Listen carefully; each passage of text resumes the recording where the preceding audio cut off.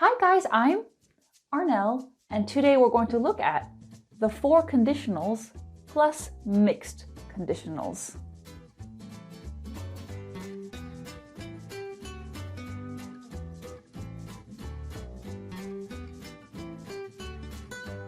Okay, I'm going to begin with a general overview of the conditionals, and I will get more specific as the lesson continues. In English, we have four conditionals: 0, 1, 2, and 3, plus mixed conditionals. Each conditional has an if clause, comma, and a main clause. The if clause gives us a condition. When I say condition, I mean situation. And the main clause gives us the result. The 0 and the first conditional express real, possible conditions and results. The second and third conditional express impossible, hypothetical, unreal conditions and results. Mixed conditionals are a combination of the second and third conditional. So, I know it looks like a lot of information, but by the end of this lesson, you'll feel a lot more confident and comfortable with conditionals. So, let's begin. Let's begin with 0. 0 conditional. Condition, result. If plus present simple, present simple. We use the 0 conditional to express real conditions and results that are always the same. Same in the past, same in the present, same in the future. For example, here I have 2 trees. If the wind blows, the trees move.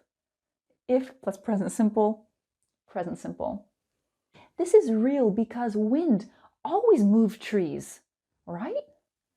This will never change. So you can move the clauses around and there's no difference. Maybe there's a little difference, a mini difference. In writing, if your if clause comes first, add that comma. If your main clause comes first, you don't need a comma. So throughout this lesson, you'll see I'll kind of change things up. I'll start with the if clause, I'll start with the main clause, just so you know, both ways are absolutely fine.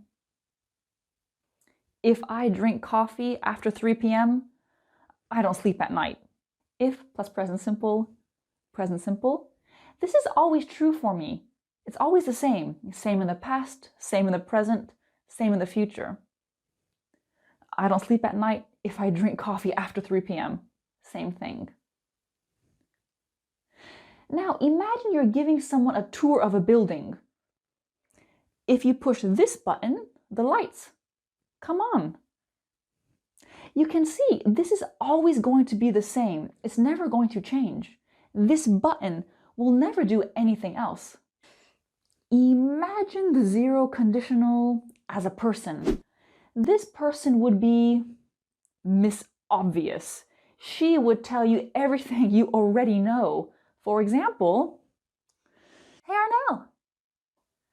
Yeah? I have something really interesting to tell you. Okay.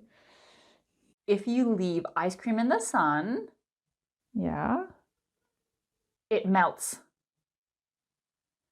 Yes, yes it does. People get hungry if they don't eat.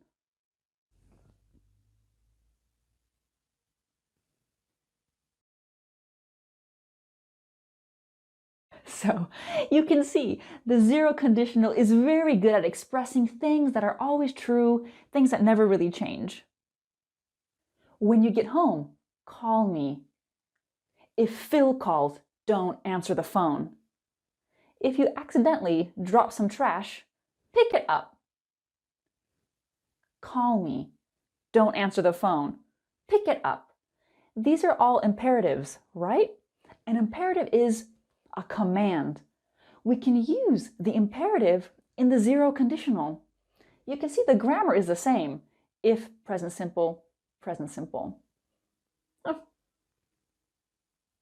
But here, I'm using when. When you get home, call me. So what's the difference between if and when? If you put a stone in water, it sinks. When you put a stone in water, it sinks. There is no difference in meaning because this is always true. But sometimes there is a difference. Let's get specific. When? I'm certain this will happen. I am expecting this. If? Maybe this will happen. When you get home, call me. In this situation, I'm expecting my friend to get home. Of course she's going home. We had dinner together, and now she's going home. We'll look at this again in the first conditional. First conditional. Condition, result. If plus present simple, will plus infinitive. What's the infinitive? You might know it as the base form. Infinitive base form is verb number 1. Eat, ate, eaten. Eat is my infinitive. Talk, talked, talked. Talk is also my infinitive. In the first conditional, you'll often see will plus infinitive, but other modal verbs are perfectly fine. Any modal verb that can give you that future feeling. Can, could, may, might. We can also use going to, because going to is a future form. We use the first conditional for a possible future condition and its possible future result. If we don't leave soon, we'll miss our train. If present simple, will infinitive. If I'm late for work again, I might lose my job. Present simple, might plus infinitive. When you tell Dan the news, he's gonna faint. Gonna, gonna, gonna. Of course, in spoken English, gonna is very informal, very lazy actually. When you're writing, you want to write going to. And faint is when you do this, when you're excited or scared or in love. So when you tell Dan the news, he's gonna faint. Of course, with all of these, you can also switch those clauses around, no problem. And you can see I'm using when. When I'm expecting this, I know you're going to tell Dan the news. So let's look at unless. Unless? What is unless? So unless is a very common alternative. It's a very common alternative for if not. If you don't get an invitation, you can't come to the party. If not, unless. Unless you get an invitation, you can't come to the party. Here I mean, no invitation, no party.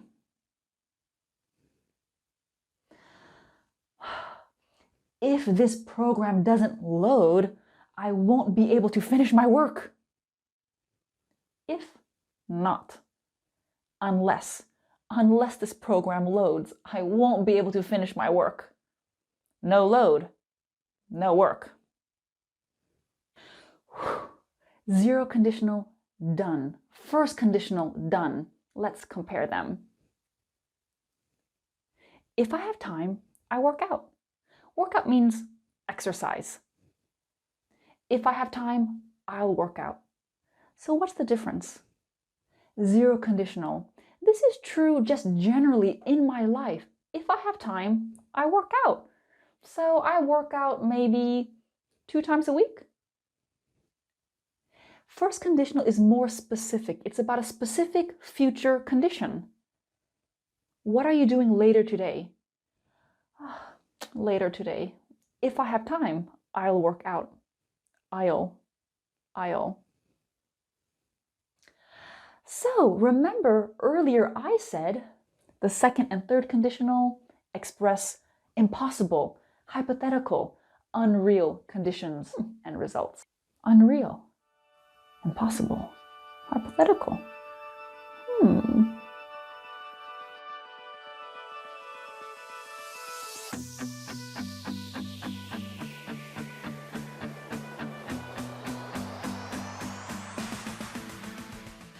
Sorry, I couldn't resist doing that.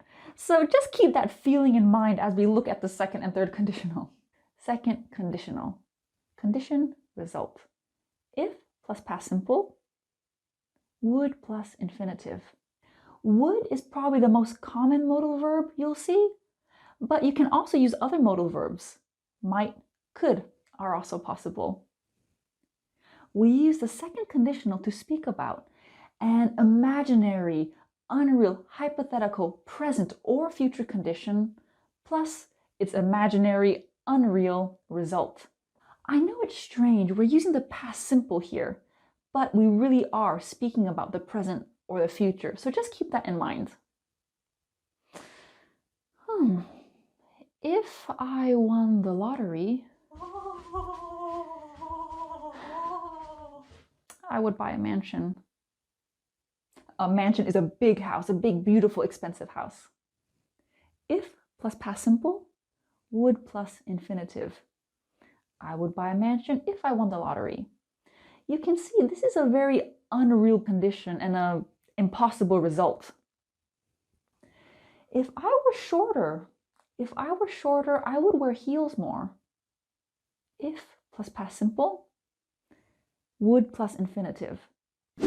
Now, why am I using were? Were, I was, right? When it comes to the second conditional, we often use were with any subject. If I were, if he were, she were. Yes, was is also possible, but some people consider were to be more correct. You know, the second conditional is used a lot in songs. That's because in songs, people are dreaming, right? They're dreaming about life. They're dreaming about love. So I'm going to play you a short piece of one of my favorite songs from one of my favorite musicals. So listen out for that second conditional, okay? If I were a rich man,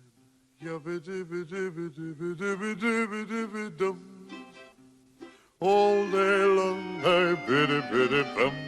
If I were a wealthy man, I wouldn't have to work hard. Okay, so here we have it. In the musical, a poor man is dreaming about being rich, so he's using the second conditional. If plus past simple, notice that were. Would plus infinitive, biddy biddy bum. Okay, obviously, biddy biddy bum is not a verb, but you can really see that grammar. There's just so much information. I can't remember everything. If I were you, I wouldn't worry. Conditionals take a long time to learn. Sometimes the best way to review and to learn grammar is not by learning them separately, but by comparing them. So let's do that. If I listen to music on my phone, I use headphones. If I listen to music on my phone, I'll use headphones. I'll. If I listen to music on my phone, I'd use headphones. So what's the difference? Zero conditional. I always listen to music on my phone. When I do this, when I listen to music on my phone, I use headphones every time. First conditional, more specific. Imagine you and a friend are studying. I'm gonna take a break. I might get a coffee or listen to some music. No music. I am studying. Yeah, if I listen to music, I'll use my headphones. Okay? You won't hear anything. You can see a specific situation. Second conditional. I never listen to music on my phone. I like the radio. But if I listened to music on my phone, I'd use headphones. The sound quality is better, I think. Third conditional. Condition, result. If plus past perfect. Remember, we formed the past perfect had plus past participle. What's the past participle? It's verb number 3. Eat, ate, eaten. Eaten is my past participle. Remember the infinitive? Talk, talked, talked. Talked is my past participle. would have plus past participle. Now, we always use have, even if our subject is he or she, we use have every time for every subject. Would is probably the most common, but you can also use could. We use the third conditional to speak about a past, unreal, impossible situation, condition, plus its impossible result. So third conditional is all about the past. If I had studied harder, I would have passed my exam. In reality, I didn't study hard. So, in reality, I didn't pass my exam. Would've, would've, would've. When speaking, we always contract. If I'd studied harder, I would have passed my exam. If you want to get lazier, you can just say, woulda. I would have passed my exam. I would have made more food if I had known Karen and Paul were coming. In reality, I didn't make more food because I didn't know they were coming. If I'd known Karen and Paul were coming, I would have made more food.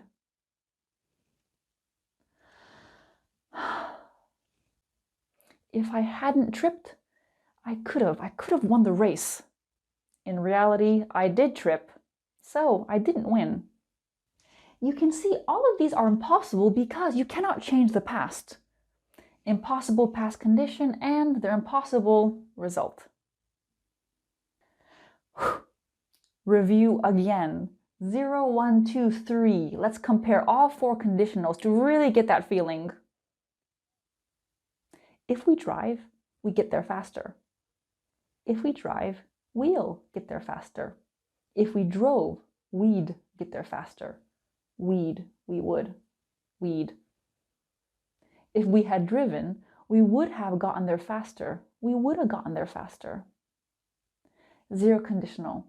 My husband and I work in the same office. Sometimes we walk, sometimes we drive. If we drive, when we drive, we get there faster. Of course, driving is faster than walking. Remember Miss Obvious? Okay.